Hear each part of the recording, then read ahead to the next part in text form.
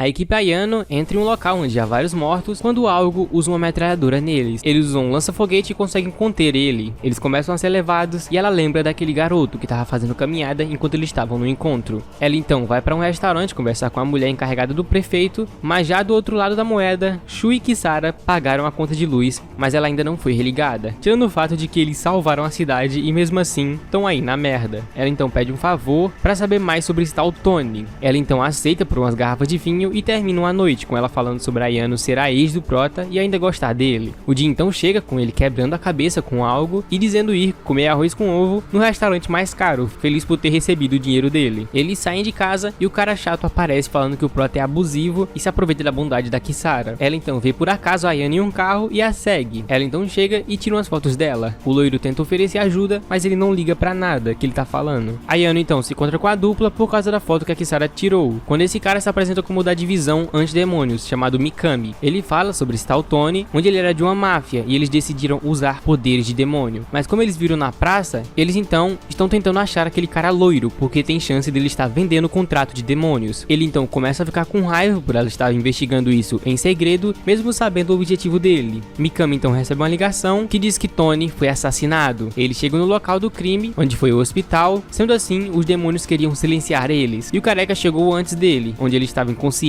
ainda. Shu e Ayano então vão procurar informações no restaurante que comeram e conseguem a identidade do garoto que tentou matar o prefeito. Então aquele loiro realmente está vendendo o contrato. Ela tenta tirar o prata da investigação, mas ela fica com raiva por ele sempre pedir desculpas, mas nunca escutar o que ela diz. Ele sempre faz o oposto do que diz. Ele nunca confia nela ou em nenhum humano, mas confia em um demônio. Ela fala então sobre a festa de aniversário que ela fez, mas ele não apareceu. No outro dia ele só pediu desculpas, mas ela ficou sabendo que ele foi atrás de um possuído que escapou por culpa dela, mas ele não lembra e por isso sempre pede desculpas. Ela então fica triste sem saber o motivo dele estar assim e foge. Mikami então chega com o careca no covil das gangues, ele entra sozinho e vê sangue em toda parte. Ayano então fica sentada triste e dizendo que nunca mais vai perdoá-lo, mas Kisara aparece perguntando o motivo da raiva dela. Ela não quer dizer, mas ela sabe que ele esqueceu da noite que ela fez omelete pra ele, da vez que ela vestiu uma lingerie bonita pra ele ou da noite que ela ia se oferecer como presente de aniversário pra ele. Mas por que ela sabe disso tudo afinal? Na verdade, as palavras que ela disse moram agora dentro da Kisara. Ele então fica na praça sabendo que está fazendo algo horrível e por isso pode pedir desculpas, já que não lembra de nada. Ele então recebe uma flecha com informações sobre a organização criminosa, ambas duas vão em uma quitanda comer e a Kisara explica que a alma de uma pessoa só serve para firmar um único contrato, mas dá para vender as memórias por parte. E com isso, ela agora entende o que ele fez e por que mudou tanto desde que conheceu a Kisara. Ele está arriscando tudo para saber sobre sua família. Ela diz que está tentando fazer tudo sozinha para salvar ele e não deixar que ele morra. Mas mesmo assim, o seu propósito não irá assumir. Elas infelizmente têm pensamentos divergentes e não irão se entender.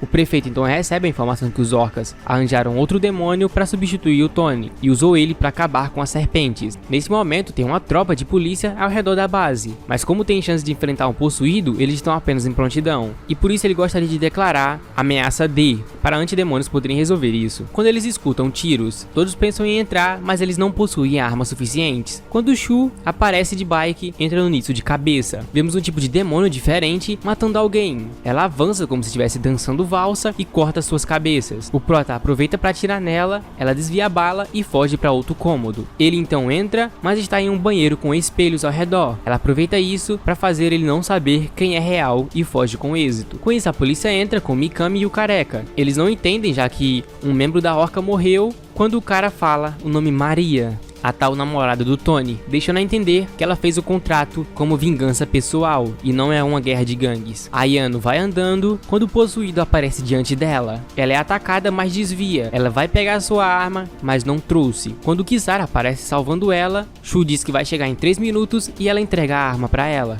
Elas então a perdem de vista e ele fala sobre ela fugir em espelhos. Ela toma um corte, revida, mas consegue fugir. Shu então chega com a polícia, ele fala com o Mikami e é perguntado como ele conseguiu tais informações, já que foi muito rápido. Ayano então fica em um local confinada por causa do demônio que está indo atrás dela, tanto que sua mãe não olha no seu olho, com medo do reflexo do olho fazer com que ela apareça. Mikami conta uma história onde 12 anos atrás, na primeira mina de orgônio, houve uma explosão indeterminada, onde 53 pessoas morreram. Mas isso é uma história fachada. A verdade é que no dia do incidente, foi agendada uma expedição à ilha. A cidade enfrentava problemas desde a fundação, causados por pessoas com poderes sobrenaturais, os denominados como Ameaça D. Essa expedição foi sugerida por Isamu Ogata. Eles estavam investigando, então aquela tragédia aconteceu, e Shu foi o único sobrevivente. A mãe da Ayano também conta essa história, dizendo que muitos levaram suas famílias, mas como vários queriam um culpado, tomaram como decisão que Isamu Ogata causou o acidente, o pai de Shu. Para todos, o caso está encerrado, menos para o Prota. Então essa informação pode vir de alguém que ajudou a causar aquilo, mas se confiar em Mikami, ele pode achar quem está usando ele, então confie nele. Ele fica surpreso, perguntando se ele iria acreditar na sua história. O careca fica dizendo que essas coisas que o Shu falou pra ele eram besteiras, e é mostrado o tal loiro, onde eles descobriram o local. Eles chegam assim na casa dele, abrem a porta e veem tudo destruído, e dentro da casa ele está morto há pouco tempo,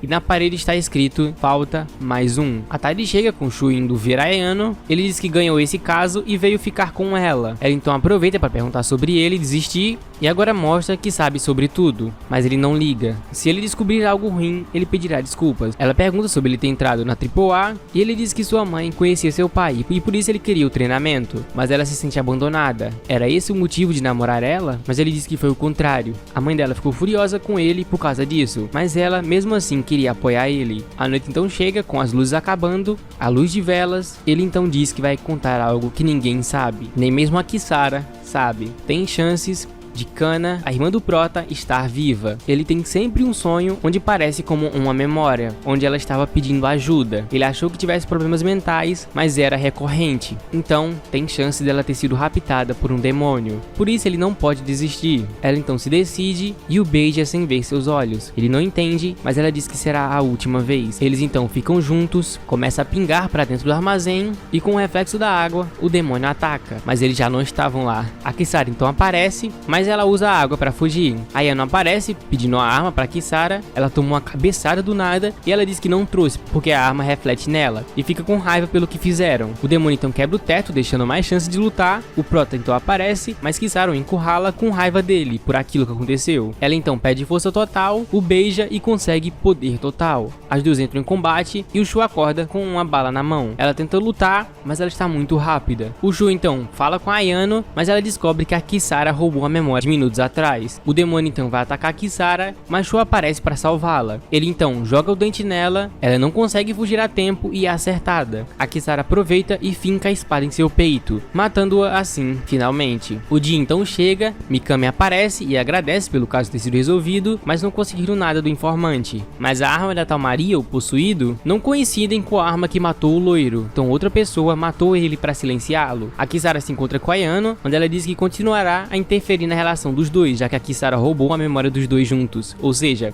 ela não disse aquilo. Então nesse momento, a Ayano está na frente. Com isso o app e o vídeo termina por aqui. Bem, espero que tenham gostado. Agradeço aos membros, vocês são muito fodas. Eu tô começando uma fase da minha vida diferente. Eu acho que eu vou ter menos tempo pra gravar, mas ainda vou tentar criar uma frequência maior, como ela tá tendo agora, um dia sim, outro dia não. Eu perdi um dos dias, acho que foi dia 14, eu não sei quando foi que eu não consegui postar, um dia sim, outro dia não. Mas eu tô postando um shorts e um vídeo, e tentando me esforçar pra isso. Espero que vocês gostem, os vídeos estão mais curtos, mas é pro bem do canal, pro meu bem, vai dar tudo certo, enfim. Tamo junto, valeu, falou e